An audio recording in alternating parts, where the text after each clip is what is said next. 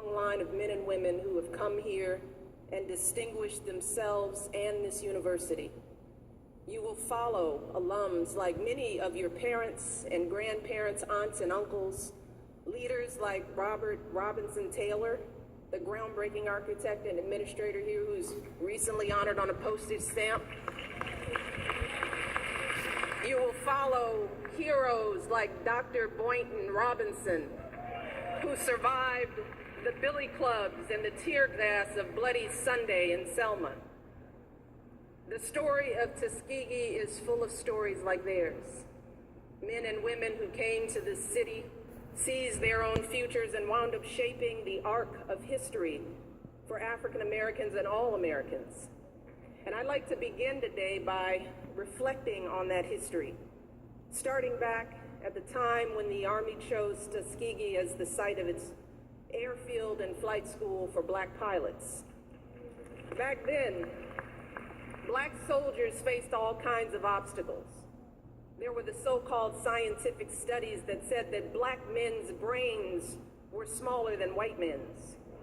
Official Army reports stated that black soldiers were childlike, shiftless, unmoral, and untruthful, and as one quote stated, if fed, loyal and compliant. So while the airmen selected for this program are actually highly educated, many already had college degrees and pilot licenses, they were presumed to be inferior. During training, they were often assigned to menial tasks like housekeeping or landscaping. Many suffered verbal abuse at the hands of their instructors.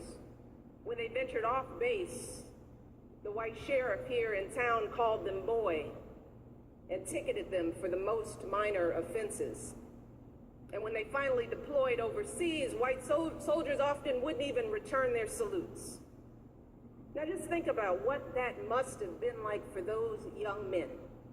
Here they were, trained to operate some of the most complicated high-tech machines of their day, flying at hundreds of miles an hour with the tips of their wings just 6 inches apart. Yet when they hit the ground, folks treated them like they were nobody, as if their very existence meant nothing. Now those airmen could easily have let that experience clip their wings. But as you all know, instead of being defined by the discrimination and the doubts of those around them, they became one of the most successful pursuit squadrons in our military. They went on to show the world that if black folks and white folks could fight together and fly together, then surely they could eat at a lunch counter together. Surely their kids could go to school together. You see, those airmen always understood that they had a double duty, one to their country and another to all the black folks who were counting on them to pave the way forward. So for those airmen, the act of flying itself was a symbol of liberation for themselves and for all African Americans. One of those first pilots, a man named Charles DeBow, put it this way. He said that a takeoff was, in his words, a never-failing miracle where all the bumps would smooth off. You're in the air, out of this world, free. And when he was up in the sky, Charles sometimes looked down to see black folks out in the cotton fields not far from here. The same fields where decades before their ancestors worked as slaves. And he knew that he was taking to the skies for them, to give them and their children something more to hope for, something to aspire to.